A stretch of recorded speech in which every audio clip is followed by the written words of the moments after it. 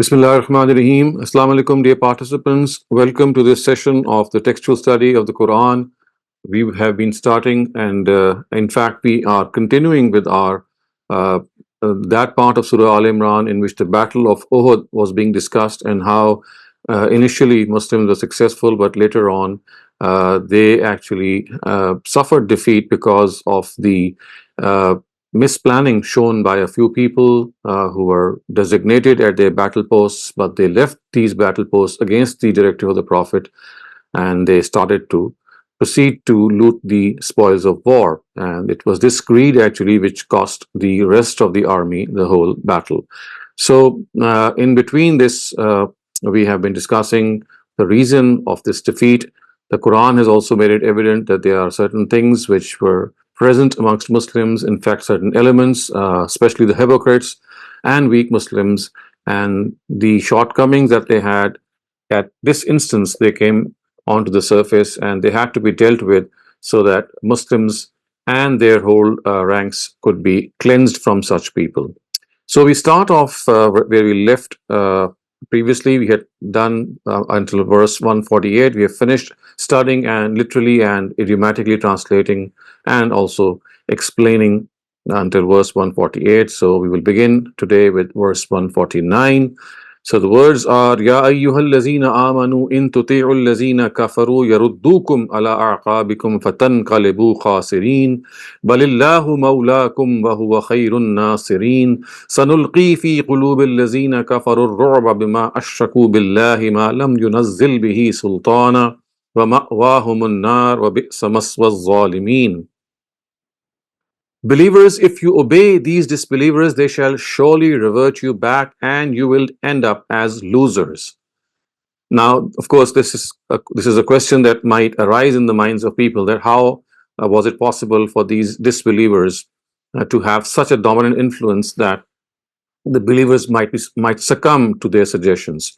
So basically, the Quran is commenting on the propaganda which was spread amongst the Muslims after they suffered the losses in the Battle of Uhud, and from which the leaders of the disbelievers of Mecca tried to convince people that if Prophet Muhammad was really a true prophet, he was sent by God, he would never have suffered this loss. So this was the propaganda that they were inculcating.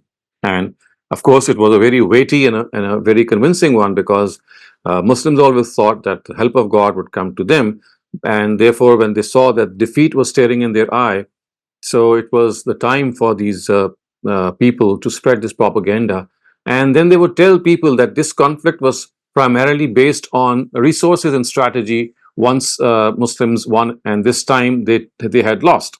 So the point that they were trying to make here is that Muslims think that it was divine help, or it has been divine help, which came to their aid in the Battle of Badr, and therefore they won at that time, and they were very clearly outnumbered. The odds were against them, and they still won. But now they say that in this battle, it clearly seems that it was a question of a better strategy which the Quraysh adopted, and hence they won. And had Prophet Muhammad been really someone sent by God, he would not have suffered this defeat. So that is the context in which it is being said that if you obey these disbelievers, they shall surely revert you back and you will end up as losers. So don't succumb to their propaganda. Don't listen to them, because they are using this situation to their own advantage. It is not these people, but God who is your helper, and his help is the best.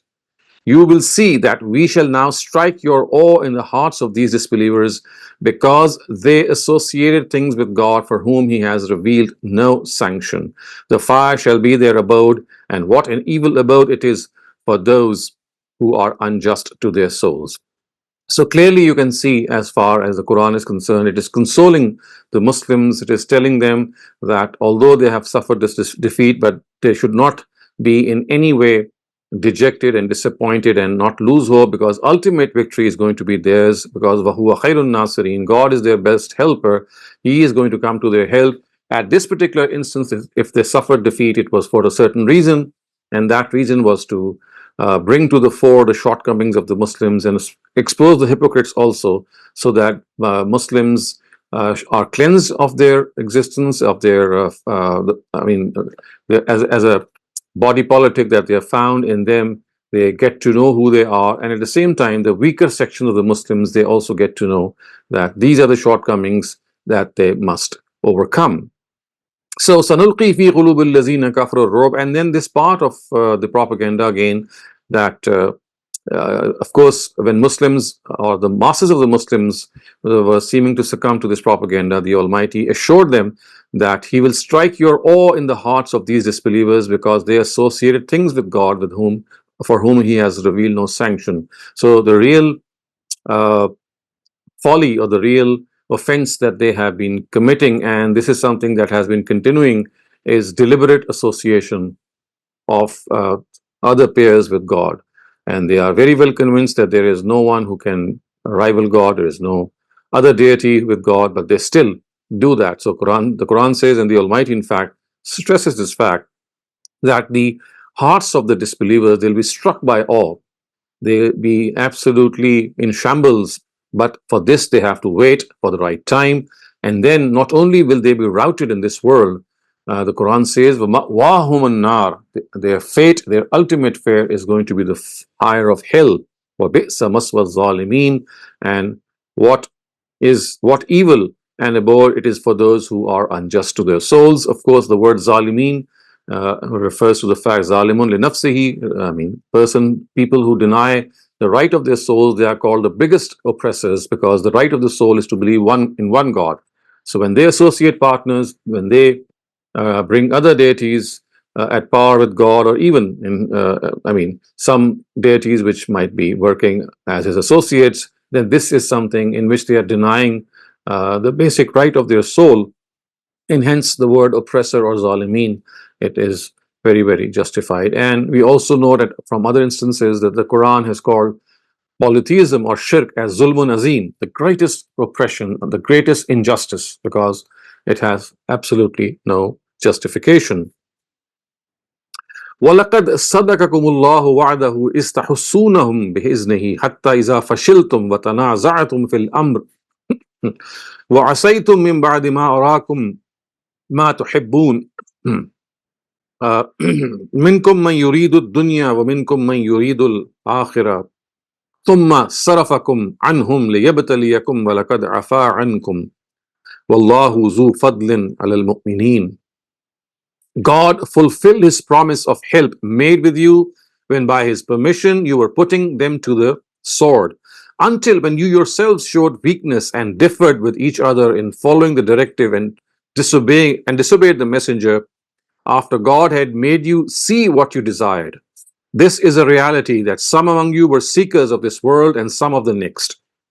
Consequently, after this victory, God again turned you away from them to test you, so that those who are after the pleasures of this world become distinct. And the truth is that He still forgave you, and God is very gracious to the believers. Again, part of this detailed comment that is continuing regarding the Battle of Uhud and the losses which are suffered. If you can see from the text, it says, وَلَقَدْ صَدَّقَكُمُ اللَّهُ وَعْدَهُ إِسْتَحُسُّونَهُم بِإِذْنِهِ. So the word بِإِذْنِهِ actually means from the permission of God. The purpose is to show that the extraordinary consequence of the battle in the first phase was not the result of any planning or strategy of the Muslims. It was because of God's power and intention.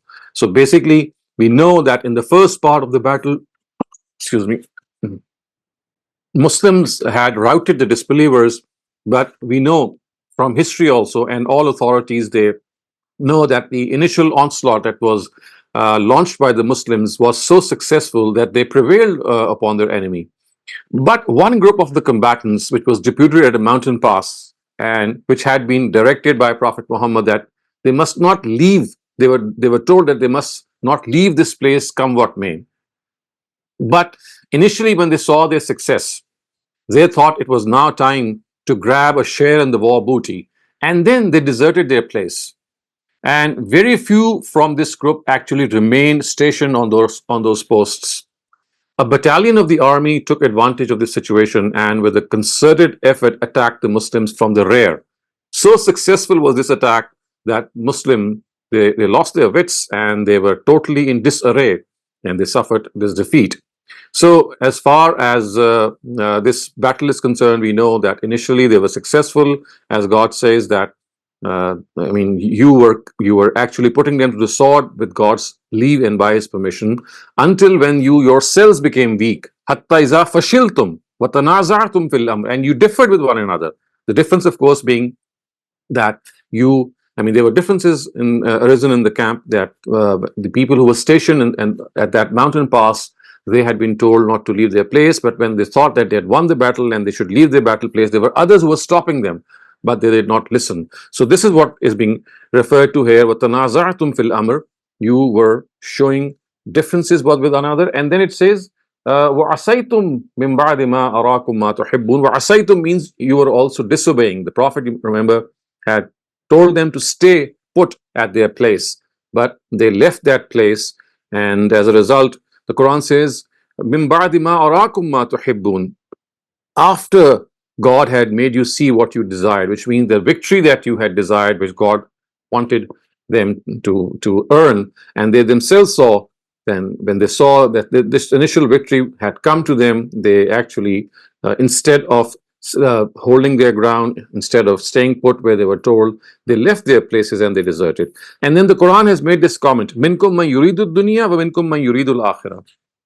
That this mistake was primarily committed by those people who wanted this war booty. They were after the pleasures of this world. منكم من يريد الدنيا ومنكم من يريد الآخرة ثم صرفكم عنهم ليبتليكم ولقد عفا عنكم. So after this victory, God again turned you away from them to test you. Once again, God gave them this, He forgave them, and instead of leaving them at the mercy of the enemy, He gave them the opportunity to return to their homes after merely making them pass through a trial. So yes, they did suffer defeat, but then it was not in such a manner that they were totally routed. They were able to still make their way back to their homes. وَلَقَدْ عَفَا عَنْكُمْ, and God also forgave them. And وَاللَّهُ ذُو فَضْلٍ عَلَى الْمُؤْمِنِينَ, and God is very gracious. So, as you can see, the law of the Almighty is unrelenting. It is unbiased. It goes, I mean, for both the believers and disbelievers. If believers show slackness, if they don't hold on to the principles that they have been told to adhere to, then they will also face the consequences and face the law of God. Such is the unrelenting and unbiased nature of God's law. إذ تصعدون ولا تلوون على أحد والرسول يدعوكم في أخراكم فأصابكم غما بغم لكي لا تحزنوا على ما فاتكم ولا ما أصابكم والله خبير بما تعملون. Remember when you were fleeing and were not even turning to look behind, and the messenger of God was calling you from behind you in one of your own groups, which was standing alongside him.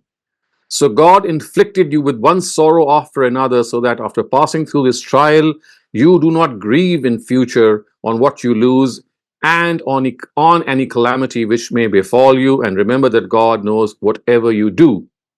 So if you see the word tus'idun, basically it means to advance towards an incline. I mean, you're going towards an incline. And from here, actually, it means that the expression means that you run forward in a direction and you are not in a position to even look back. So it's like just giving that dash.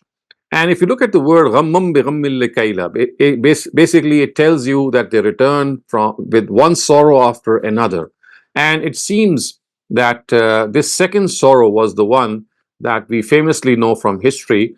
And of course, this refers to the sorrow which the Muslims faced during this time from the rumor spread by the disbelievers about the Prophet's passing away or his martyrdom. So the rumor is mentioned in history and biography books, and this verse of the Quran is also indicative of it. So Muslims were running amok in such a manner that they were not even aware of what was happening around them. So it was like defeat staring them in their eye, and the Prophet was actually calling them that come back. So you see, if you look at the words, يَدْعُوكُمْ فِي أُخْرَاكُمْ, the Prophet was standing back and he was signaling them to return, don't run away. But they were so flabbergasted that they did not even know that it was the Prophet who was calling them, and they ran. And of course, this shows the consequence, and it is evident that this sorrow must relate to the person of Prophet Muhammad, if you look at فَأَصَابَكُمْ. And so that if we look at these precise words, we can clearly see that asabakum is something which must relate to the person of the Prophet, so that they are warned on their lack of giving due importance to him. And this, of course, was the news that came to them, that perhaps they were facing the tremendous news of the Prophet leaving them. So it was this double sorrow that they were faced with, and that is what the Quran says, Wallahu khabirum bima ta'malun, that God that they should remember that God knows whatever you do. So clearly you can see how the Battle of Uhud is discussed in such detail, so that Muslims are not in any position, or they are not left with any doubt that if there was any consternation, if there was any uh, defeat that stared them in the eye, it was because of their own wrong attitude that they had adopted by not obeying the Prophet, specifically when he had said that they should not leave their posts. ثم أنزل عليكم من بعد الغم أمنة نعاسا يغشى طائفة منكم وطائفة قد أهمتهم أنفسهم يظنون بالله غير الحق ظن الجاهلية يقولون هل لنا من الأمر من شيء قل إن الأمر كله لله يخفون في أنفسهم ما لا يبدون لك يقولون لو كان لنا من الأمر شيء ما قتلنا هاهنا. Then after this sorrow, God once again let peace descend upon you in the form of a sleep, which was overtaking some of you, and there were some who were fearing for their lives. They were engaging in totally false thoughts of the age of Jahiliyyah about God. They were saying, do we also have any say in these matters? Tell them, all matters are in the hands of God. They are concealing in their hearts what they do not reveal to you. They say, if we had any say in this matter, we would not have been slain like this.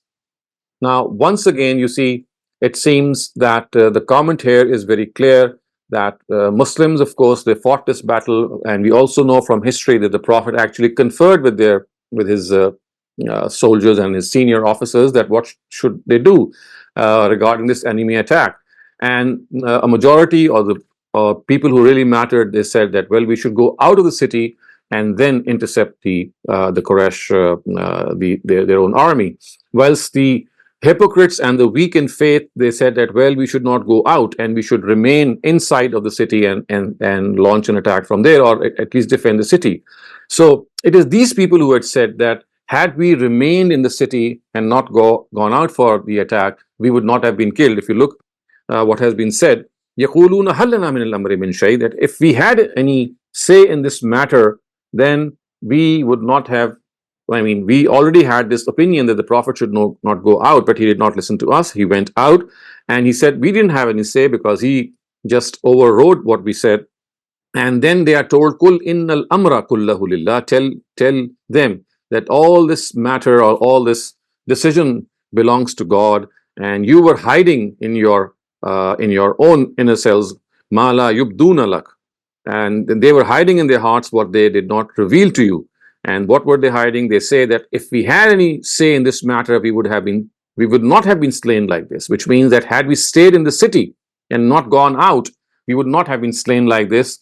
And God is actually telling them that if death is going to come, is destined for you, then wherever you are, it is going to come to you. But before that, before this comment is made, actually, we can also clearly see that the Quran has said that after this sorrow, God once again let peace descend upon you in the form of sleep. That yes, after this lesson had been learned, Muslim army did get a rest for some time, but then again there were few of them who were still thinking of what was happening. And as the Quran says, يَظُنُّونَ بِاللَّهِ غَيْرَ الْحَقِّ ظَنَّ الْجَاهِلِيَّةِ, they were actually thinking and engaging in totally false thoughts of the age of Jahiliyyah. And these false thoughts were that had the Prophet listened to them, he would not have gone out of the city, he would have stayed in, and the defense was strong, and this would not have happened. But then the Quran has very emphatically said, قُلْ لَوْ كُنْتُمْ فِي بُيُوتِكُمْ لَبَرَزَ الَّذِينَ كُتِبَ عَلَيْهِمُ الْقَتْلُ إِلَى مَضَاجِعِهِمْ وَلِيَبْتَلِيَ اللَّهُ مَا فِي صُدُورِكُمْ وَلِيُمَحِّصَ مَا فِي قُلُوبِكُمْ وَاللَّهُ عَلِيمٌ بِذَاتِ الصُّدُورِ. Which means, say, had you stayed back in your homes, those of you who were destined to be killed would have gone to the places of death nevertheless. So, once again, try to understand the fact that all this happened because God wanted to make you distinct from one another, and because He may test what is concealed in your chests, and because He may cleanse the evil of your hearts. And in reality, God knows what is in the hearts. So clearly, these thoughts that came to their mind, that had the Prophet listened to them, they would not have suffered this disbelief, this death, or this carnage. They are being told that, well, if death was destined for them in this way, then staying in the city would not have helped, and they would have gone right to their places where death was destined to them, because death is something which was bound to come. The thing is, it was their test that they should have fought. They should not have left their places, and that is something that the Quran has said, that through this battle, the Almighty has made distinct the hypocrites among them. He has made distinct the weak among them, so that they now know, and Muslims now know, that they have these elements, and these are elements who are in their own ranks. They are not their well-wishers.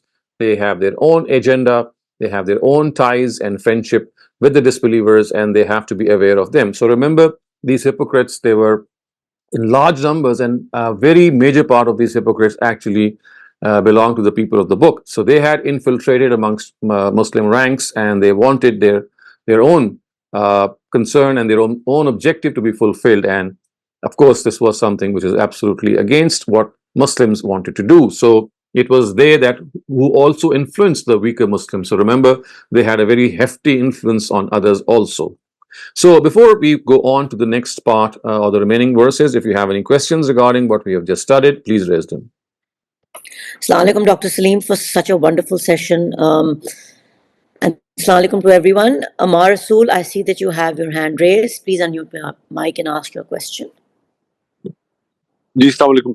Dr. Sir, first of all, my question is that the assassination of Hazrat Hamza, did it happen before the Muslims had made the mistake of leaving their posts on the mountain of Uhud, or did it happen afterwards? Well, that you need to check in history books. I'm not particularly sure, but I do think that it was something that happened later on when Muslims were had. I mean, initially they had won the battle. We know that, and I think, if I remember correctly, this incident took place after the Muslims had left their battle posts. The weaker Muslims and the hypocrites. It was then that they were attacked from the rear once again, and then this happened. But please do double check. Okay, and so very quickly, I also wanted to ask, there was this moment where I thought I heard you say that some verse is also connected or is talking about the death of the Prophet. Did you say that, or did I mishear you? No, that is what we know from history, that something related to the person of the Prophet. So if you look at the Quranic verse which says, فَأَصَابَكُمْ غَمًّا بِغَمِّ لِكَيْلَ, it does seem that something had happened with the person of the Prophet. The Arabic language, the way it is constructed here, if you see, it says, إِسْتُسْعِدُونَ وَلَا تَلْوُونَ عَلَىٰ أَحَدٍ وَالرَّسُولُ يَدْعُوكُمْ فِي أُخْرَاكُمْ, which means that you were fleeing, you were running away, and you were not even turning your back. And the messenger of God was calling you from behind. وَالرَّسُولُ يَدْعُوكُمْ فِي أُخْرَاكُمْ. And then it says, فَأَصَابَكُمْ غَمًّا بِغَمٍّ. As a result, because of this fate, God inflicted further sorrow on you. So although the Quran does not mention this sorrow, but clearly because of the fa here, it shows that whatever happened was something that related to the person of the Prophet, because they are being told that he was calling you from behind, but you were fleeing away from that place. You were running so fast, and you were not even listening to him. So something happened to him. But this is something which the Quran has not clearly described, but we know from established history and from historical sources that basically. Could it be referring to what? Sorry, so could it be referring to the personal injury that the Prophet, because there are sort of like people say that he was personally injured, his teeth were injured, or his. So could it I be think referring that to that? the nature of this, the strength on the extent of the emphasis which is found in this verse shows that it should have been something more worse, something even more grave.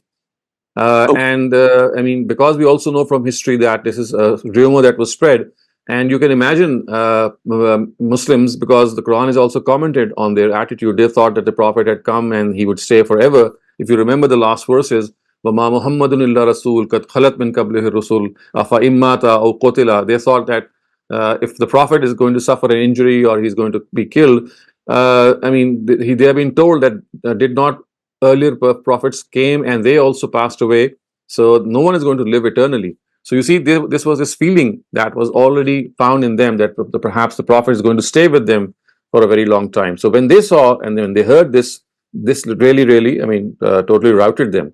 So the word ghammam bi ghammil likaila, actually, I mean, if you really look deep into this construction, that one sorrow after the other.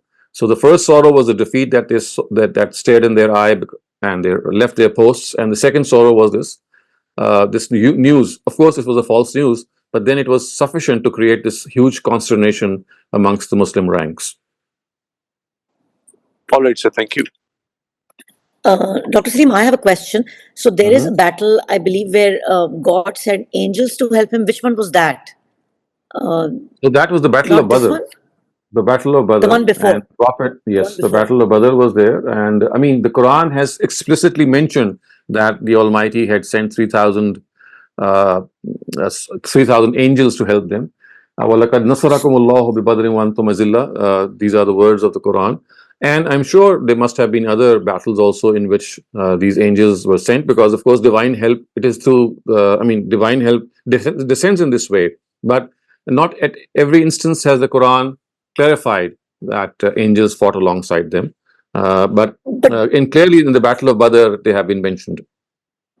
But do we know why then in this battle Muslims suffered such a bad defeat? Was it, I mean, the assumption is that Allah was making them look inside? We've just seen how we just seen that the Prophet told them that they must not leave their battle posts, because that was a very strategic place. If they had left their battle posts, I mean, it could have given a very good chance for the routed army to regroup and then attack from behind. So that was what the Prophet did not want to happen, and he instructed them.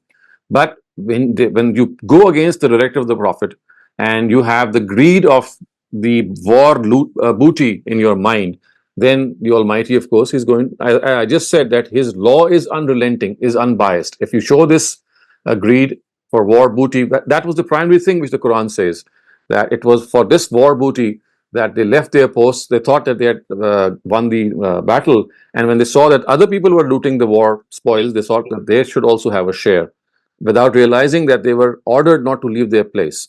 So that is why the Almighty made them suffer this defeat, to make them show that it is not for these war booties that wars are fought. And at the same time, if you show disobedience to a prophet of God who has directed you explicitly to stay at one place, then he's not going to send his miracle or his own army to save you, because once you have done something wrong, then I mean, you have to atone for that. And one of the things that has to happen and does happen in the case of God is that He lets that punishment or the reversal take place, so that people learn a lesson. Okay. So basically, is this like, it is almost like when you mentioned that God takes His, when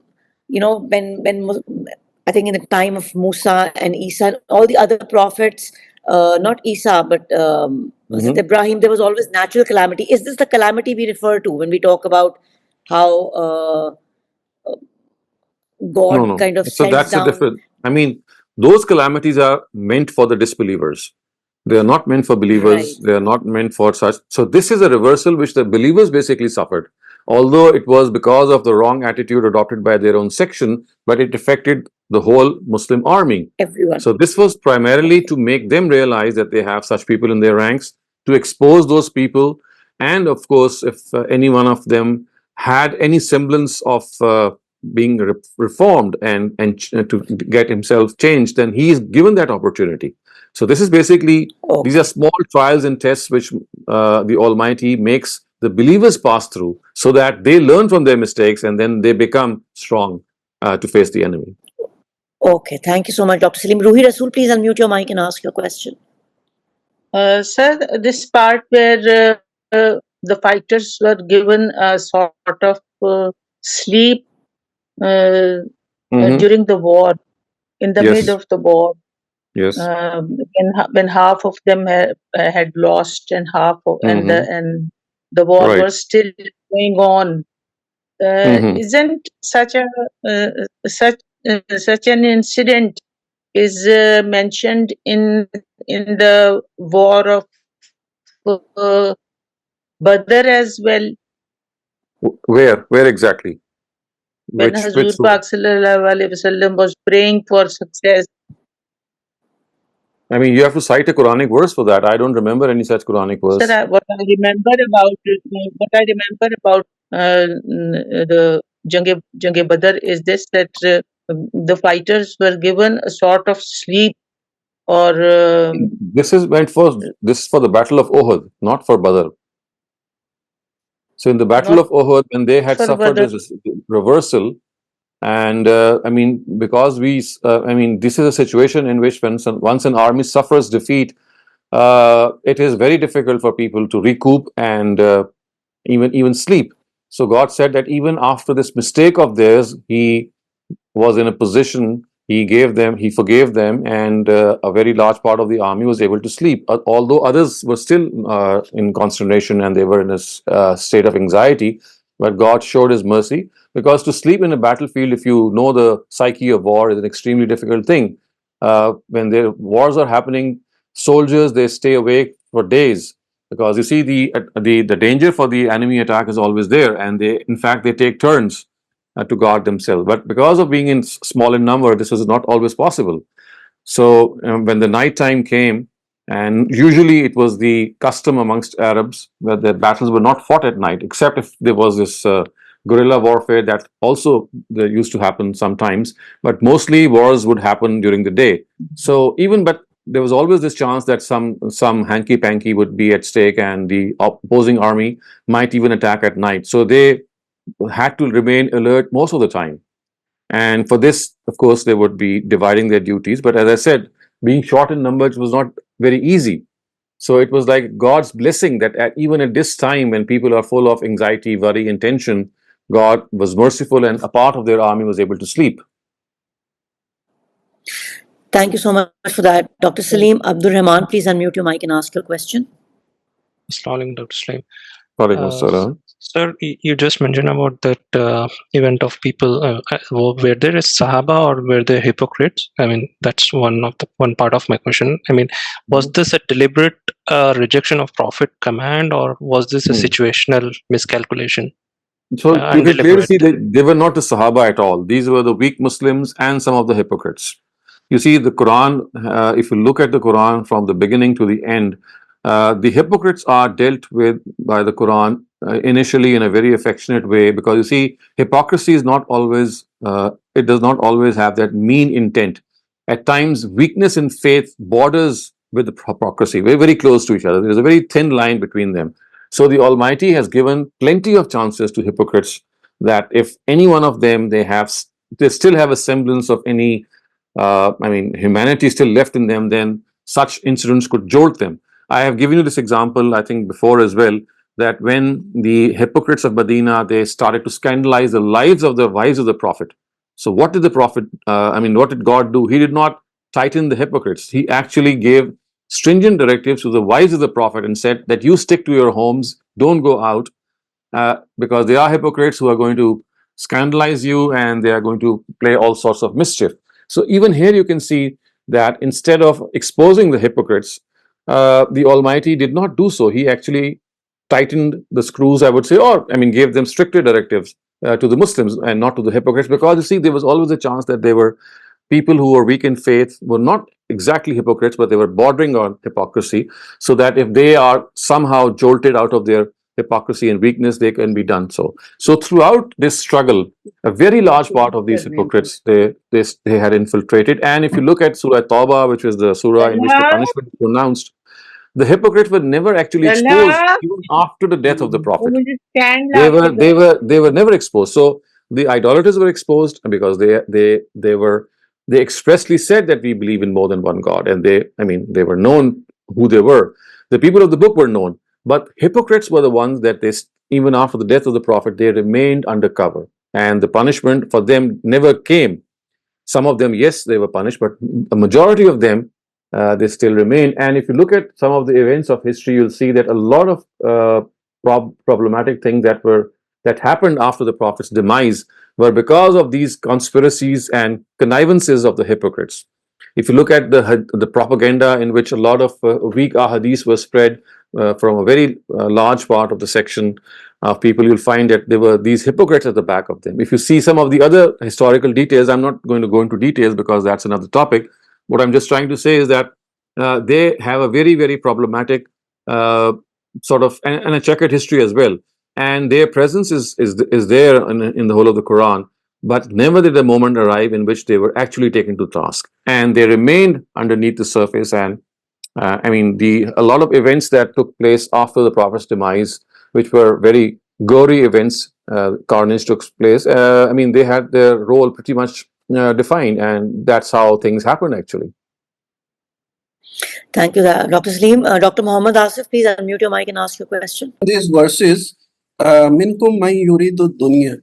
Yes. And it is said that this refers to those people who left their place Yes. despite the command of the Correct. Prophet not to leave the place, and then they left the place.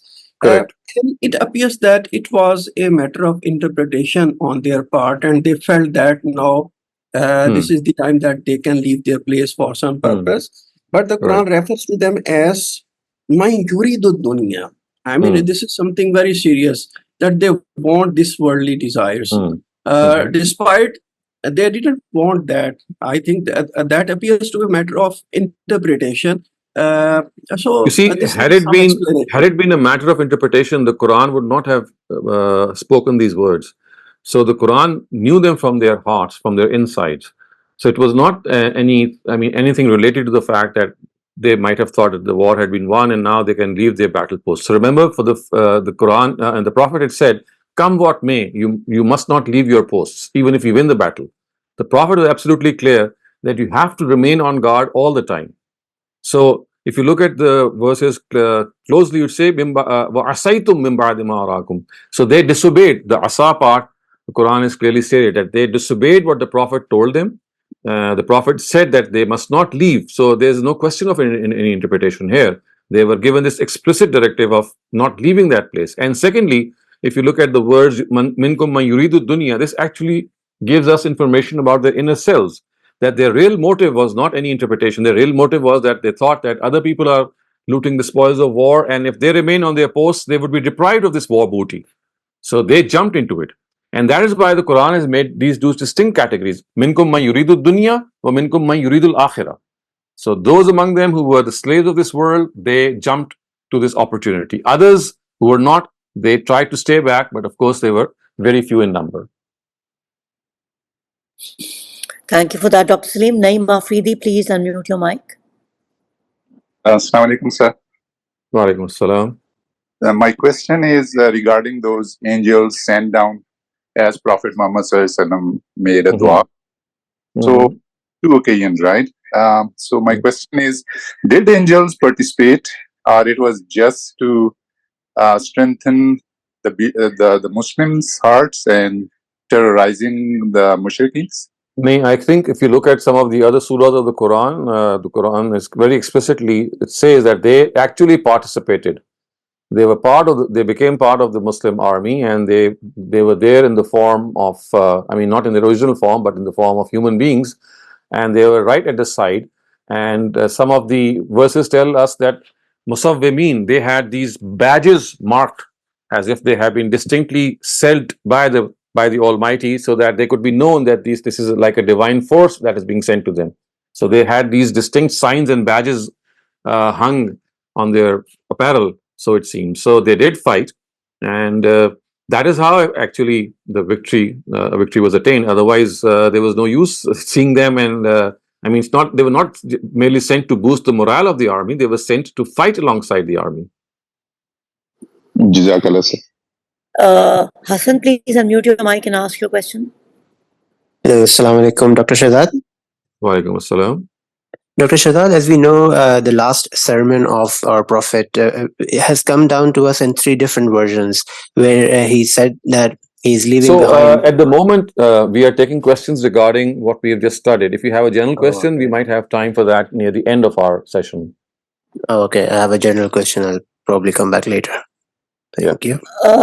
Dr. Saleem, I have a question. So the munafiq that we refer to in this battle, is it specifically for these people, or we can munafiq is anyone who is a hypocrite, or I mean, is it just specifically for? munafiqun is the Arabic word for hypocrite. They are the same people. But you see, they were in the folds, they were in the ranks of the Muslims all the time. They got exposed in these battles because you see, critical junctures and crisis, it brings forth, exposes people. And so they got exposed. Otherwise, they were there since the time Muslims had come to Medina, because as we know from Surah Baqarah, that some of them had entered the folds of Islam merely to see who gains victory. They had made this decision that if Muslims gain victory, we'll stay with them, otherwise, we'll revert. There were others who were very strong in their attitude, and they had said that, well, we will go into the ranks of Muslims and we will cause this nuisance in them. So they were there with an agenda, and they were there all the time. Okay, so this is not a specific term for these particular people. Hypocrite is the word hypocrite itself. Yes, we of generally course. use it. Okay. Yes. Thank you. We have no more questions, Dr. Saleem. You can Okay. continue with the session. So now we go on to verse 155. It says, "Inna allazina tawallaw minkum yawmal taqal jama'an inna mastazallahum ash-shaytanu bi ba'di ma kasabu wa laqad afallahu anhum inna Allaha ghafurun halim." The reason for the mistake of those who had turned their back on the day the two groups faced each other was that because of some of the misdeeds they had committed, Satan had induced them to cowardice. However, God forgave them. Indeed, God is forgiving, most gracious. So this is, of course, something that we already know, that innal ladhina tawallaw minkum yawmal taqal jama'an. It refers to the day of the Battle of Uhud, when certain weak Muslims were influenced by the mischief of Abdullah ibn Ubay and his compatriots. We know that Abdullah ibn Ubay, when the Prophet had decided that he should go and fight the disbelievers outside of Medina, so he left or deserted the Muslim army, and 300 of his compatriots and his associates, we know from history, they also deserted with him, and they had actually raised this propaganda. And so it is being said that the reason for the mistake of those of you who had turned their backs on the day the two groups faced each other was because some of the misdeeds they had committed.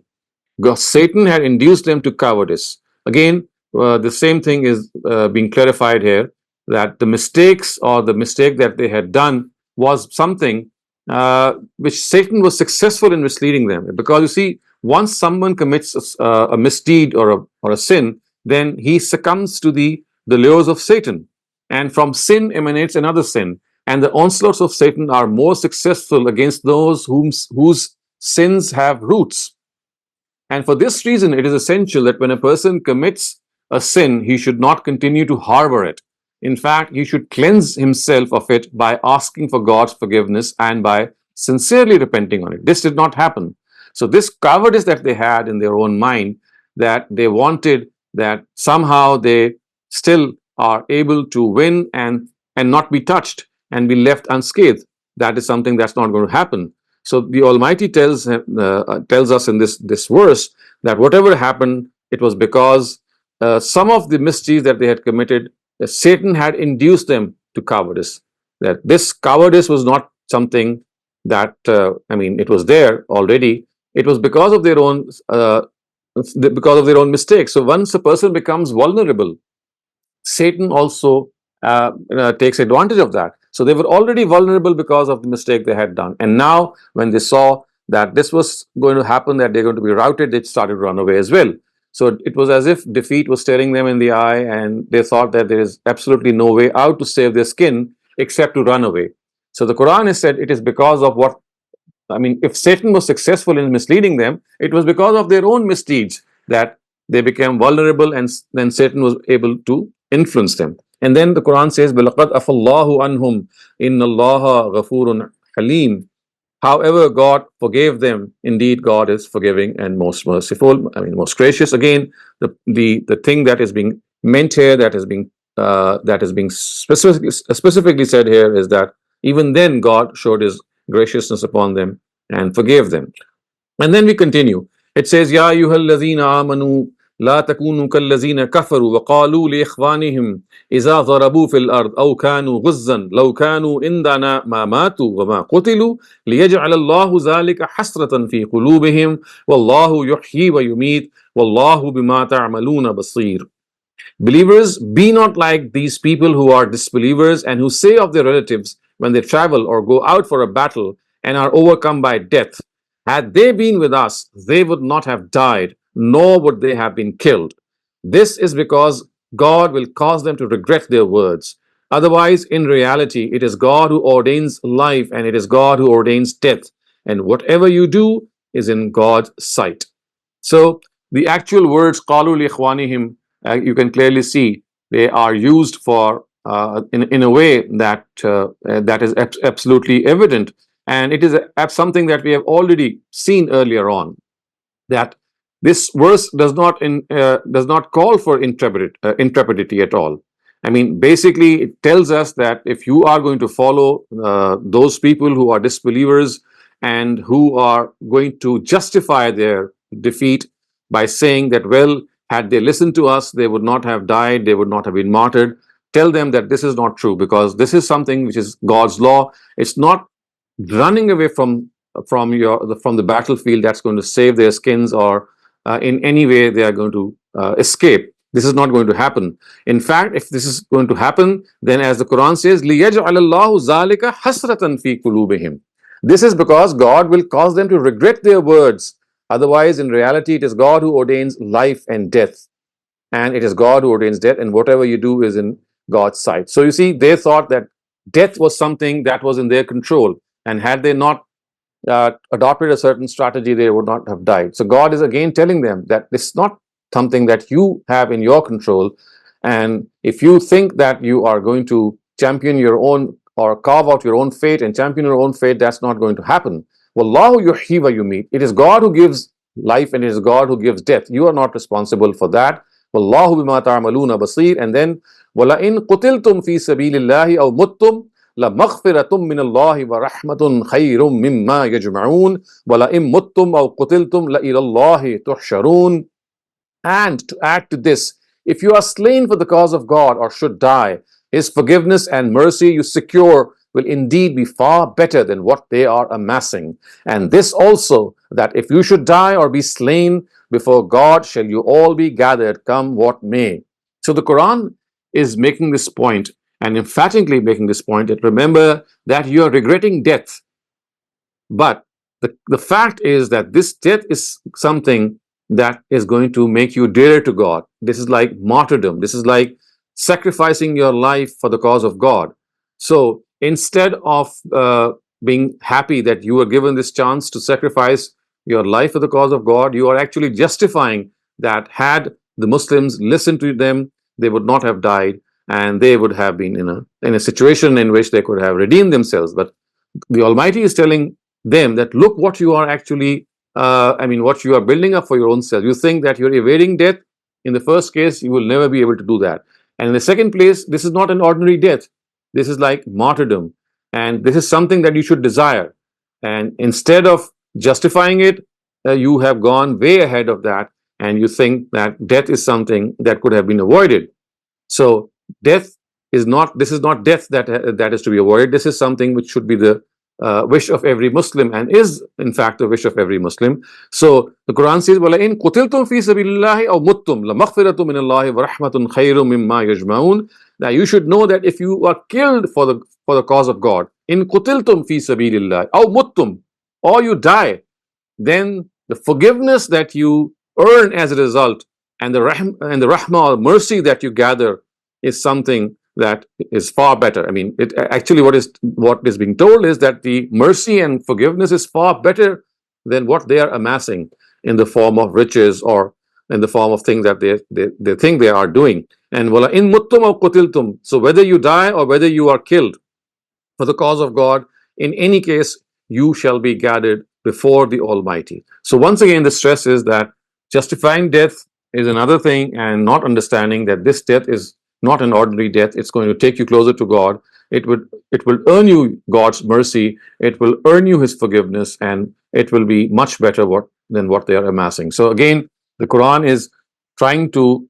This comment, if you see, is an indirect means of motivation for the bogged down Muslims who thought that they had lost, who thought that defeat was now their destiny, and who actually were being overcome by this propaganda that, well, if the Prophet was really a true prophet, why did he get defeated in this line? He should not have been defeated in this battle. So all these things, remember, they were part of human psyche. And one thing that I'm sure you must be noting down as you go through this comment, is a very detailed comment, how the Quran tackles the psychology of every individual. So you see, individuals are human beings. They have emotions. They have their own psyche. Defeat does affect everyone. Victory has its own effect.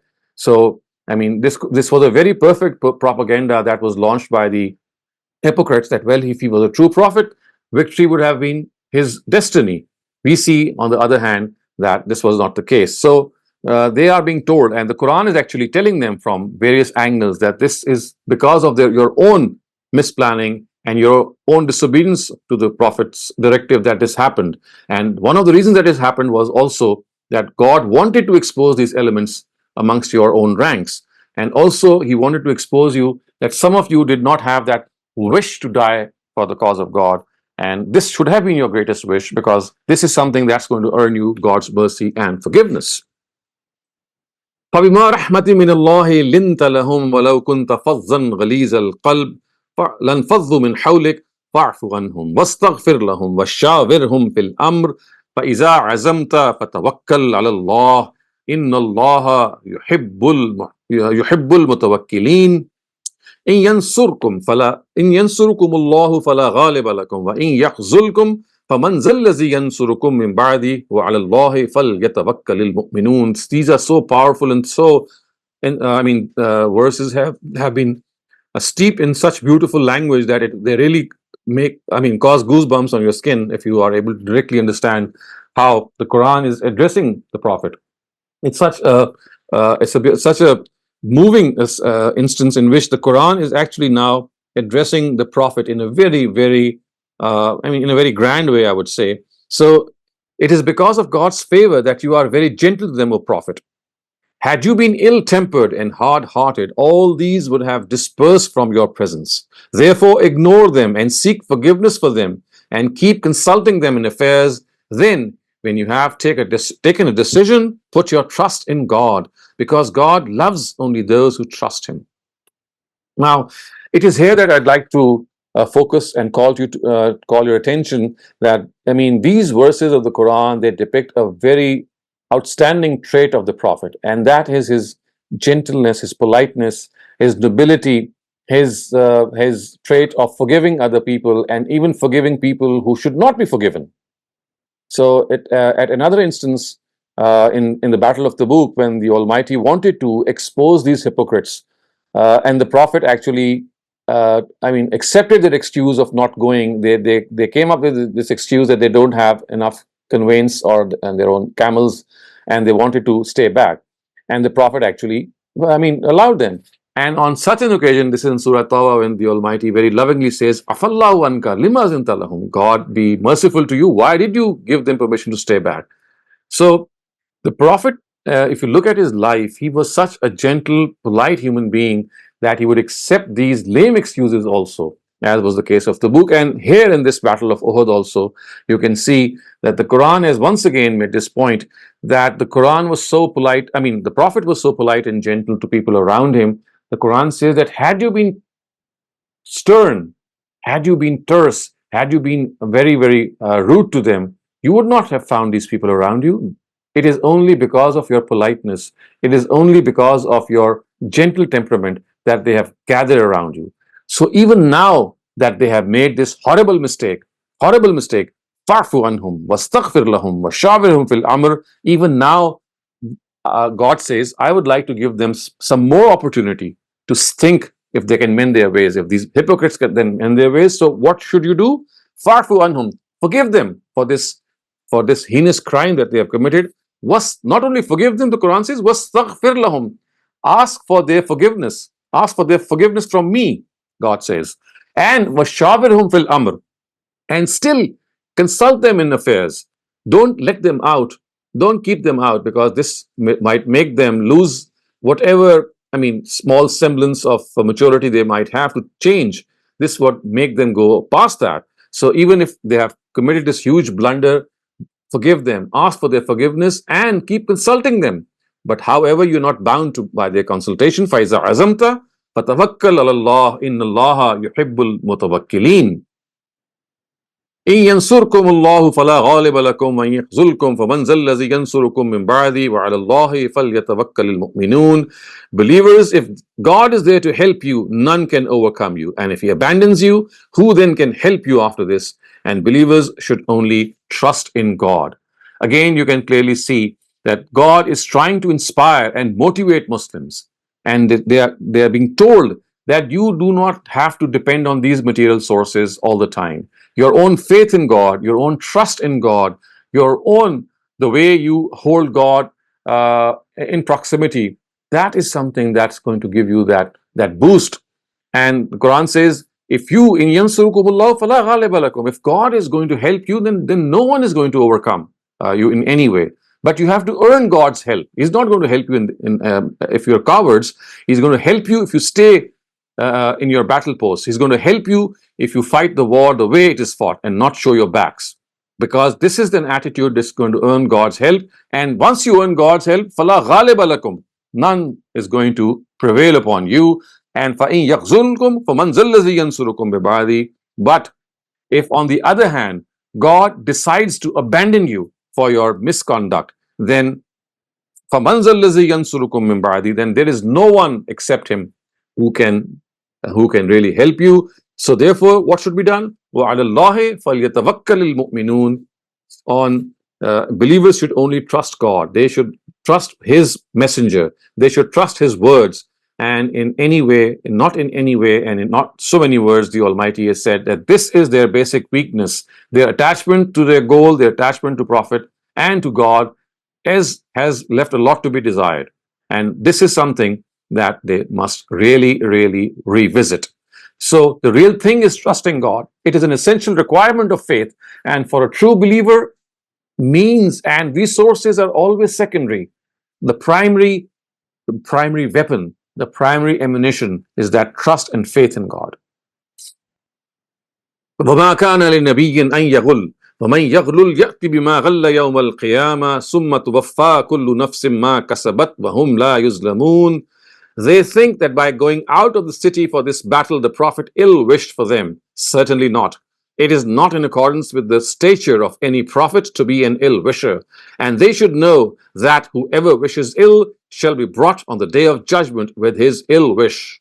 Then every person be fully paid. Then shall every person be fully paid what he earned, and none shall be shown injustice. So again, that comment is still continuing. We see it was so important for the Almighty to make the Muslims realize their mistake, because now they were in the form of an organized body, and they had to gel together. They had to listen to the Prophet. They had to trust God. And so therefore, once again, they are being told that if you think that it was because of Prophet Muhammad's wrong planning of taking you out of the city to fight the war that resulted in their defeat, this is wrong. This is not what was in any way the Prophet's fault. It was basically your own fault. If he had gone out, it was because of a war strategy. And that strategy was something that was bound to bear fruit if people had been told what to do and they had followed that. So the Quran says that no prophet of God is such a person that he is going to be an ill-wisher of them. He, in accordance with his stature, a prophet can never be an ill-wisher, and whoever wishes ill shall be brought on the day of judgment with his ill wish. In other words, the Almighty says that anyone who's going to be an ill-wisher, then he is not going to be spared on the day of judgment, even if he is a prophet of God. But of course, they do not in any way wish ill for their people. They would like their people to prosper. They would like their people to succeed. But then the people have to also realize what this whole thing is all about. So, أَفَمَنِ اتَّبَعَ رِضْوَانَ اللَّهِ كَمَنْ بَاءَ بِسَخَطٍ مِّنَ اللَّهِ وَمَأْوَاهُ جَهَنَّمُ وَبِئْسَ الْمَصِيرُ. So, can he who seeks to please God become like those who incurred his wrath, and hell is whose abode, and what an evil abode it is? Hum darajatun indallah wallahu basirum bima ya'malun. Different will be their status with God, and God is watching over whatever they are doing. So again, this is that comment continuing, that how can he who seeks to please God become like those who incurred his wrath, and hell is whose abode? Such people cannot be alike. It can never happen. The two are absolutely distinct. And for the latter, the Almighty says that وَبِئْسَ الْمَصِيرُ, and Wahu Jahannam, right before that, they will have the evil abode of hell that they will encounter, and this is the most unworthy thing that they can ever face. And they should not forget that everyone will have different ranks and status before God. Wallahu basirun bima ya'malun, because God is watching over them. If He is giving them different ranks and status, it is because they earned this. It's not that it is God who has destined their fate for them. No, they are earning their fate for themselves. And then again, you see, if you look at the Quranic beauty, the way it inspires and motivates the weak Muslims and the hypocrites also to come back to God, once again, you see the forceful element and the beauty of the Quranic rhyme is there. لَقَدْ مَنَّ اللَّهُ عَلَى الْمُؤْمِنِينَ إِذْ بَعَثَ فِيهِمْ رَسُولًا مِّنْ أَنفُسِهِمْ يَتْلُو عَلَيْهِمْ آيَاتِهِ وَيُزَكِّيهِمْ وَيُعَلِّمُهُمُ الْكِتَابَ وَالْحِكْمَةَ وَإِنْ كَانُوا مِنْ قَبْلُ لَفِي ضَلَالٍ مُبِينٍ. In reality, God has been very gracious to the believers in sending them a messenger from amongst themselves who recites out his revelations before them and purifies them, and for this instructs them in law and in wisdom. And there is no doubt that before this they were in open error. So once again, God is trying to remind them of their great favor, that in the form of Prophet Muhammad, they are being blessed with the Prophet after centuries. Remember, the Prophet that came before Prophet Muhammad amongst the Ishmaelites was the Prophet Ishmael, the son, the eldest son of Prophet Abraham. And that was 2,000 years before Christ. 2,000 years before Christ, and 2,500 years before Prophet Muhammad himself. So for 2.5, it's like 25 centuries almost, no prophet had come among them. So the Almighty is telling them that look at God's favor, that you were in dire state, you were fighting with one another, you had gone astray, and now this prophet has come to you. And what is he doing? He is instructing them, or instructing you in law and in wisdom. Al-Hikmah and Al-Kitab. These are the two contents of religion. We have discussed them earlier on as well. And the purpose of this instruction is that he is able to purify them. So the word used by the Quran is taskiyah. Yuzakkihim.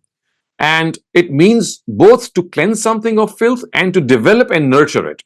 So the law and wisdom with which prophets of God instruct mankind achieve both these objectives. What they do is they cleanse the individual and collective lives of the Muslims, and they also nurture and develop them in the right directions. So yuzakkihim wa yu'allimuhul kitab, the word al-kitab and al-hikmah, actually, as we have already discussed, al-kitab refers to the divine laws, and al-hikmah refers to the issues of faith and morality. So this is the great favor that the Almighty bestowed upon the Quraysh, and they must look at this with immense gratitude towards the Almighty. But instead of doing that, they have adopted a very opposite attitude. أَوَلَمَّا أَصَابَتْكُم مُّصِيبَةٌ قَدْ أَصَبْتُم مِّثْلَيْهَا قُلْتُمْ أَنَّىٰ هَٰذَا قُلْ هُوَ مِنْ عِندِ أَنفُسِكُمْ إِنَّ اللَّهَ عَلَىٰ كُلِّ شَيْءٍ قَدِيرٌ وَمَا أَصَابَكُمْ يَوْمَ الْتَقَى الْجَمْعَانِ فَبِإِذْنِ اللَّهِ وَلِيَعْلَمَ الْمُؤْمِنِينَ. And yes, when a calamity struck you after you yourselves had early inflicted them with losses twice as heavy, did you also say, where has this come from? Tell them, O Prophet, it was because of you your own selves, of you yourself that it came. If God grants victory, He also inflicts defeat as per His wisdom, because God has power over all things. And moreover, the disaster which befell you when the two armies met was ordained by God and befell so that He may see who the true believers are. So again, we see this extended comment of the Almighty, extended comment. I mean, it is continuing throughout these verses on the reversal, on the defeat which the Muslims suffered in the battle of Uhud. And it's said here that it's not God's fault. It's not that you are, he is going to has any blame on his own self in any way. The Quran says, Kul huwa min indi anfusikum. It is because of their own folly. It is because of their own mistake. And if you want to know the real reason why God inflicted this defeat, then you must know that وَلِيَعْلَمَ الْمُؤْمِنِينَ, God wanted to test and to sift out true believers, because out of this huge test will pass only those people who are true believers. So one of the reasons for the Battle of Uhud was to make this sort of a standard in which the people who were true in faith, people who were true followers of the Prophet, they would become distinct because of their attitude, and others would not. And then the Quran says, وَلِيَعْلَمَ الَّذِينَ نَافَقُوا وَقِيلَ لَهُمْ تَعَالَوْا قَاتِلُوا فِي سَبِيلِ اللَّهِ أَوِ ادْفَعُوا قَالُوا لَوْ نَعْلَمُ قِتَالًا لَاتَّبَعْنَاكُمْ هُمْ لِلْكُفْرِ يَوْمَئِذٍ أَقْرَبُ مِنْهُمْ لِلْإِيمَانِ. And those also who had adopted hypocrisy from the very beginning, the ones that when they were told, come, fight for the cause of God, or at least defend your city, they had replied, if we knew that a battle was going to take place, we would have surely come with you. So that is the Quran making this comment. And then it says, يَقُولُونَ بِأَفْوَاهِهِمْ مَا لَيْسَ فِي قُلُوبِهِمْ وَاللَّهُ أَعْلَمُ بِمَا يَكْتُمُونَ. On that day, they were closer to disbelief than belief. They were uttering words from their mouths which were not in their hearts. And God fully knew what they were concealing. الَّذِينَ قَالُوا لِإِخْوَانِهِمْ وَقَعَدُوا لَوْ أَطَاعُونَا مَا قُتِلُوا قُلْ فَادْرَءُوا عَنْ أَنفُسِكُمُ الْمَوْتَ إِن كُنتُمْ صَادِقِينَ. The ones who kept sitting and said of their brothers who had gone out to fight, had they listened to us, they would not have been slain in this manner. Tell them, ward off your death then, if you say is true, if what you say is true.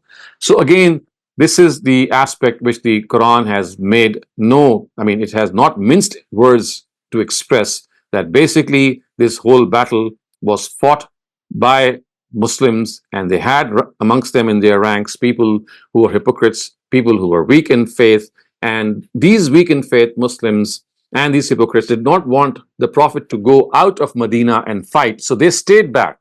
Many of them did not even go, and others who went, they regretted and said that had they not gone, they would not have suffered this defeat. And the Quran is saying that this is not going to happen. And if you think that you can ward off your martyrdom, or you could have warded off your death in the battle, then why don't you try warding off your death even in a normal situation? So, because death is not something that you can defy, whatever the circumstances, whether it's peace or war, it's going to come anyway. So, by telling your fellow Muslims that had they not gone out and stayed in the city, they would have remained secure, this is an absolutely wrong thing. And obviously, you can also see, dear viewers, that primarily this answer and these motivating lines are primarily directed towards the believers, so that they are told that if they suffered this reversal, it was not because of a wrong strategy. It was not because they had gone out and fought. It was because of certain other reasons. And they must also now be very, very clear in their minds that these hypocrites are in their ranks. They are now going to cause this nuisance. They are now going to have that final battle fought between belief and disbelief. And they are now going to, really, really try very hard. And it is in these circumstances, dear viewers, as we shall see inshallah in the later surahs of the Quran, that when the disbelievers, they saw that these battles were not harming the Muslims in any way, in fact they were getting stronger and stronger, that they started with another strategy, and we'll discuss that in detail in Surah Ahzab and some of the other surahs also, when they started to scandalize the private life of the Prophet. And they would raise this scandal that how can a prophet be a prophet of God whose wife Aisha anha, we know about her, that there was a scandal that was raised by these scandal mongers, and they would say that she had committed adultery, and there was a whole scene that was being created. So they then, in their later part of their struggle, they took to another subversive activity. And when they saw that battles and wars are not going to win them the situation, they resorted to these evil measures of scandalizing the life of the Prophet, and even scandalizing him right here by telling the Muslims that what kind of a prophet are you following, because he has suffered defeat, and had he been a true prophet, this would not have happened. So remember, this is how they were working. And it is so important to realize the existence of these hypocrites, because you see, Muslims had ties when they had migrated from Mecca to Medina. They had ties with the mushrikun, and these ties were something that they wanted to keep intact for a number of reasons.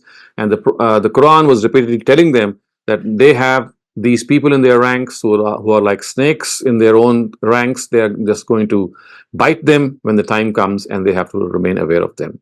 So I'm going to stop here with verse 168. Inshallah, next week we'll be doing the idiomatic and literal translation of this part. Before we go on, this comment is still continuing, and as we shall see from later verses, that the Almighty has made it a point to really take advantage of this situation and give a number of other directives to the Muslims, which of course in time they did receive. So now if you have any questions regarding what we have just studied, please raise them. Shazia, please unmute your mic and ask your question. Thank you. Gee, thank you. Assalamu alaikum, Dr. Saab. I have a question about the verse 157, 158. So in 158, Allah Ta'ala says, وَلَئِن مُتُّمْ أَوْ قُتِلْتُمْ لَإِلَى اللَّهِ تُحْشَرُونَ, which is, I think, general. So this is for everyone. If anyone dies, everyone will go towards Allah. But in 157, when he says, وَلَئِن قُتِلْتُمْ فِي سَبِيلِ اللَّهِ أَوْ مُتُّمْ, is this specific to fi sabilillahi, the muttum, like when you die? No, or is it actually, it's. I mean, in both cases, there is a purpose. The first purpose, or in the first verse, the purpose is to tell the believers that whether you die or whether you are slain in the cause of God, you will earn the forgiveness and mercy of God. This is one purpose. And then the second purpose is that whether you die or whether you are slain, you're not going to just disappear in this earth, you are going to be gathered before Him. So this is like telling people that in the first instance, that these are acts. I mean, if you die for the cause of God, if you are killed for the cause of God, then this is a far better fate than you might think. And the second is that this is not going to end you. I mean, this is not like life's end. This is something that is going to take you in the presence of God. So both these verses have been repeated for, I mean, these two objectives. No, I was just thinking, can we not like generalize it for ourselves, that whatever we are gathering is like the maghfirat from Allah and the rahmah is better than what we are gathering? So we cannot like take the first verse for us, because aw muttum, how do you die in fi sabilillah? You can be killed in this fi sabilillah. How do you die fi sabilillah? I mean, Isn't that verse for us? No, see, the Kutila part and the Muttum part can be understood easily, that because people even die in battles also. They die natural deaths. This is something that has occurred in so many battles, and it's not always the battlefield exactly. You see, there's a preparation part in which you're going for the battle, you're stationed there for some time. So people die because of injuries also, people die for other reasons also. So basically, it's not that, I mean, the Kutiltum part is being stressed. It is just being said that if you die for the cause of God, whether it's a natural death or whether it's something that has come upon you because of an enemy attack, in both cases, because you have now committed yourself for the cause of God, you will earn that mercy. So this is a very specific context, and this speaks of the war. For us, obviously, I mean, the fact that people today can even die for the cause of God and they can be killed for the cause of God, it would be also something very rewarding. But for them, for the companions, this had a very special message. For example, for them, it was that forgiveness was destined for them if they would die for the cause of God, because, of course, they would be laying down their lives for this purpose. So it has this particular stress for the companions of the Prophet. For us, we can extrapolate and we can say this much, that, of course, it's going to be equally very rewarding for us, and we will also be something. We'll also earn the God's forgiveness. But as I said, this is of the nature of an extrapolation or analogy, and that too, in a way that we must understand that there will be this slight difference, that for them this is something that was destined for them because they were part of this whole campaign as the companions of God's messengers. Whereas for us, of course, it's like a secondary contribution that we would be doing. I mean, I'm not lessening it in any way, but just trying to make this point that these verses are very specifically related to the situation that had arisen in the Battle of Uhud. Because if we take out the battles, Surah, Baqarah, Al Imran, most of them are about the battles. If we take out a lot of these verses, which are very specific to the battle, then there's very little left for us to reflect on. Like in this day and age, we know the history from the Quran, but how do we apply it in our daily So, you lives if we see, I don't mean, take them in our context? you see, for us, as I just said, we extrapolate, and by analogy, if there is a battle today against persecution, and as Muslims we are called upon to fight, and we lay down our lives, we will be called martyrs for the cause of God. So martyrdom is something that still can happen if it is for the right objective and for the right cause. So in the time of the Prophet, remember, there were two types of battles. One was against disbelief as a punishment for such disbelievers. This is no longer going to happen today. I mean, we no longer warranted to make it happen. The second was against persecution and injustice. That also happened in the time of the Prophet, and today also it can happen.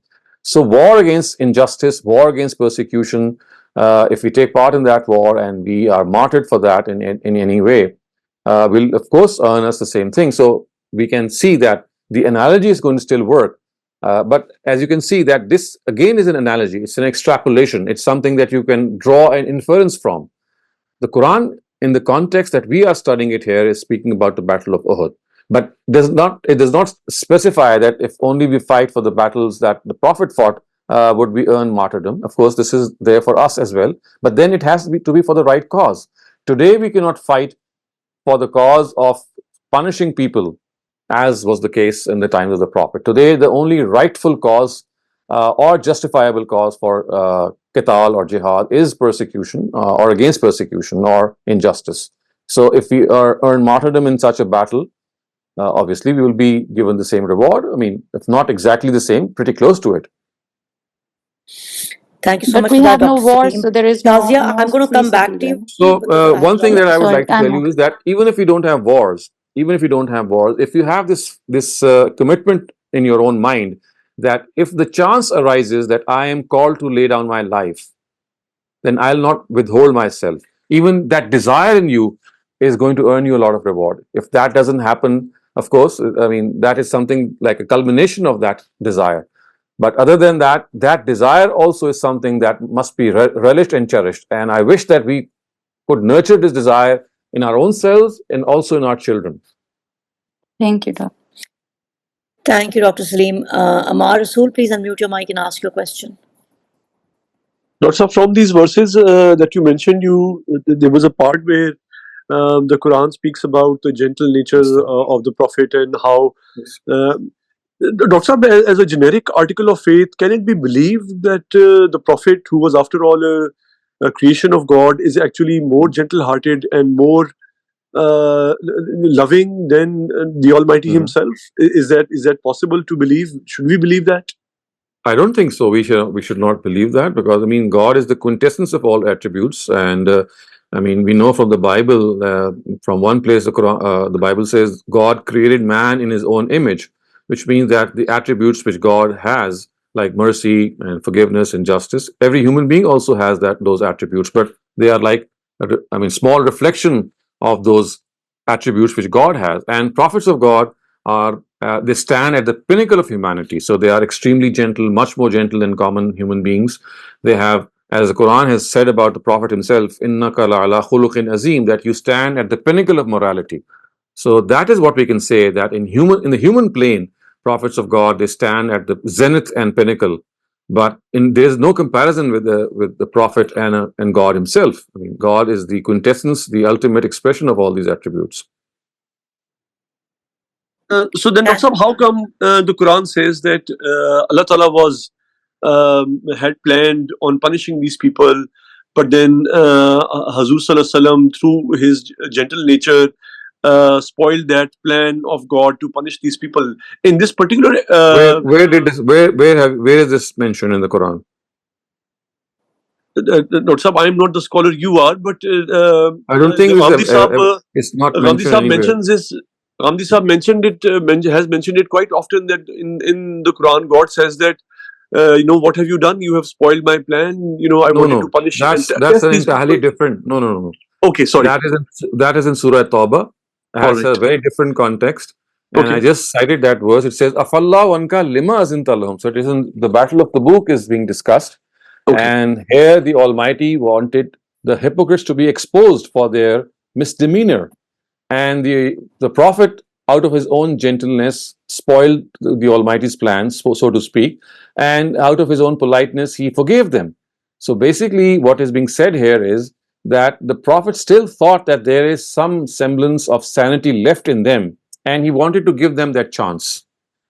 But the Almighty knows what is in the hearts. Okay. So remember, there's this big difference. Thank you very much, I mean, sir. Yeah. people like me and you, we don't know what's going on in the hearts of people. God says, I knew who they are from inside, so I would not have forgiven them. Thank you very much, sir. Thank you. Dr. Saleem, I have a chat question. For the Battle of Uhud, Allah forgave the Sahaba who ran away. What was Allah's ruling on the Battle of Hunain when Sahaba ran away from the battlefield? So remember, it was not the Sahaba who ran. I mean, the true Sahaba, they never ran away. And also, you must understand that these were weak Muslims. I just explained that at times hypocrisy borders with weakness in faith. If you are a weak person in faith, then there is a very thin line between hypocrisy and weakness in faith. So these were the people who ran away. And remember, the Quran is not speaking of the real Sahaba. It says that minkum man yuridu dunya wa minkum man yuridu al-akhirah. There were those amongst you who desired this world, which actually shows that amongst these Muslims, there were hypocrites who were present, and they were sort of in a dilly-dallying situation. They were neither here nor there, as the Quran has said elsewhere, muzabzabina baina zalik, and they had just entered into the Muslim ranks because they thought that perhaps ultimately the Muslims are going to be winners and we will side by them. But if they are not winners, then we'll just go back to our original rank. So they were just opportunists, as we can say. So basically, these were the opportunists who Muslims found in their own ranks, and some of these opportunists also were able to have an impact on other Muslims. So this is the section of people that is being talked about, and it does seem that they were in some substantial number for them to this comment of the Quran to be warranted. So we have to understand we're not talking about the Sahaba at all. I mean, these were weak Muslims bordering on hypocrisy. Thank you, Dr. Saleem. Dr. Asif, please unmute your mic and ask your question. This is regarding verse 155, where it says, "Inna lazina tawallaw minkum yawmal taqal jama'an, innama tazallahum ash-shaytan bi ba'zi ma kasabu." Yes. So these were their past misdeeds or mismaneuvers that resulted in this behavior Right. that was encountered during this Qatl Uhud.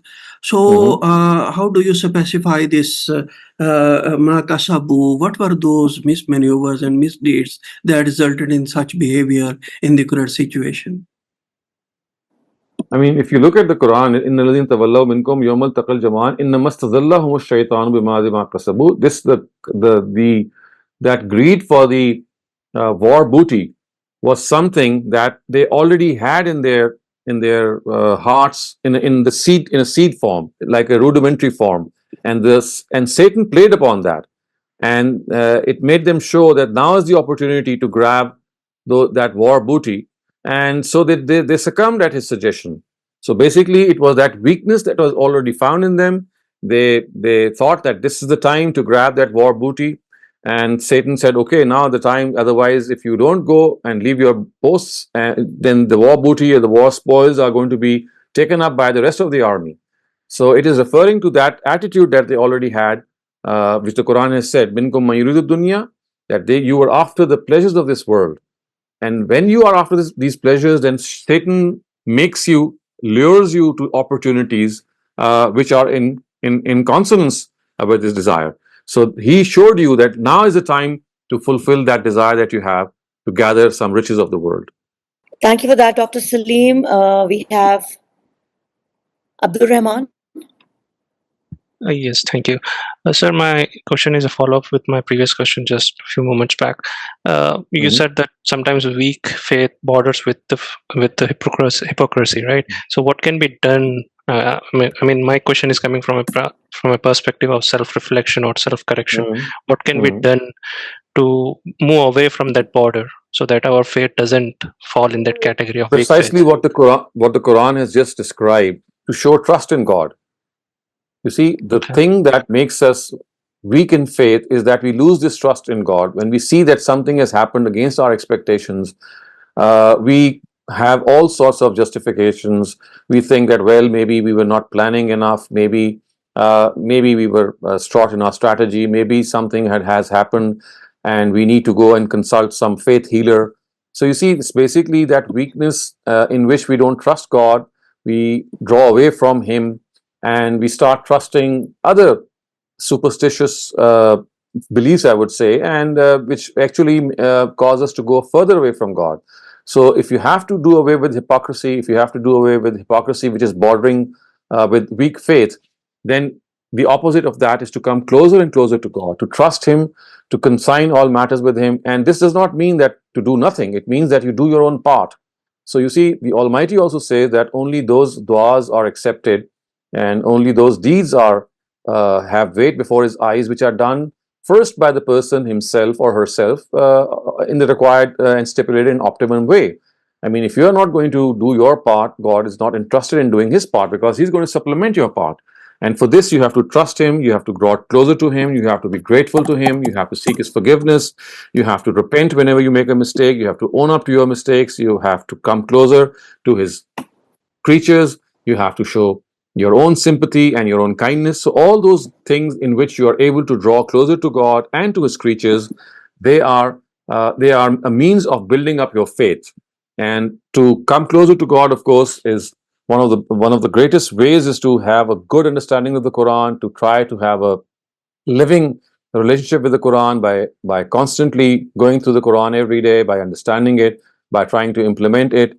And then, of course, the night prayer, which is the tahajjud prayer, has a very, very important significance in bringing us closer to God. It is a prayer in which we are very close to God, like in that night time, in the solitude of night, when we are all alone by ourselves, we are talking to Him, we have broken our sleep, which is something very difficult in the middle of the night when you get up. This is something which is very dear to God also. So by praying to Him in the tahajjud prayer and pouring our heart out before Him, so this is how we are able to come closer to God and not succumb to the lures of Satan. Thank you so much, sir. Thank you so much for that, Dr. Saleem. Shabana, if you can unmute your mic. अस्सलाम वालेकुम doctor साहब एक फी सबीलिल्लाह जान और माल का नुकसान होता है और एक आम तौर पे जिंदगी में जो इस तरह सुना जाता है कि जैसे लोग कहते हैं कि काश ये ना किया होता तो ये जानी नुकसान ना होता या काश ऐसे ना किया होता तो वो माली नुकसान, तो इसके बारे में क्या गुंजाइश है, मतलब ये कहना चाहिए नहीं कहना चाहिए, इसके बारे में रहनुमाई फरमाइए। It depends on the nature of things. You see, at times you realize that you made a wrong assessment of things. So this is one thing. At times you might have been overconfident. At times you might have adopted a wrong strategy. So it's a case of re-evaluating whatever you did. But for example, if you come to the conclusion that all these elements were absolutely perfect, there was no flaw in it, the strategy, the time was right, I did not overestimate, I was not overconfident, then of course these are factors that you have to understand that in spite of everything being perfect, at times God does not allow it to happen for His own certain reasons, and there are a number of expedient reasons, which means that there are a number of benefits that might appear for your own self later on. So in that case you have to trust God. So I mean, it's not a generic case in which you think that, well, this was destined and so therefore we must accept God's will. We have to understand that that God's will is something that we will only know once things have happened. I mean, we just cannot know about God's will in advance. So this is a comment that we normally make on our past mistake. And at times that mistake is not a mistake, and it's like something that we did in a perfect way, and God did not allow it to happen. So in such a case, we say that, well, it was God's will. I mean, when we reflect back. But at times, that is not God's will. At times, it is our own bad planning. At times, it is our own bad strategy. At times, it is our own wrong assessment. So we cannot attribute that to God and say that, well, this was God's will. Once we are confident that we did everything right, but still things did not happen our way, it is here that we submit to God's will and say, well, if things did not happen in spite of all the ingredients being correct, then there must have been some good reason for God not making it happen, and we must trust Him. This is the true concept of trust.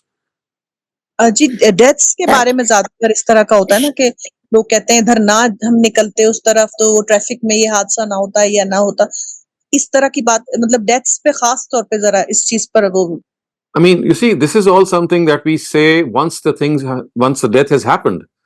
I mean, we don't know that the thing that was going to happen was destined in this way. I mean, God knew that I am going to take this route today and I'm going to meet with an accident and pass away.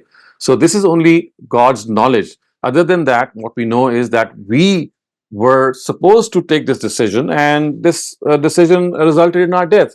Had we not taken this decision, of course, we can say that in hindsight. I mean, we could have said that this in the same way when we attempt a paper, and for example, a multiple choice question comes up, and let's say we take the wrong option, and immediately later on, once we come out of the exam center, we realize that, well, I made this mistake.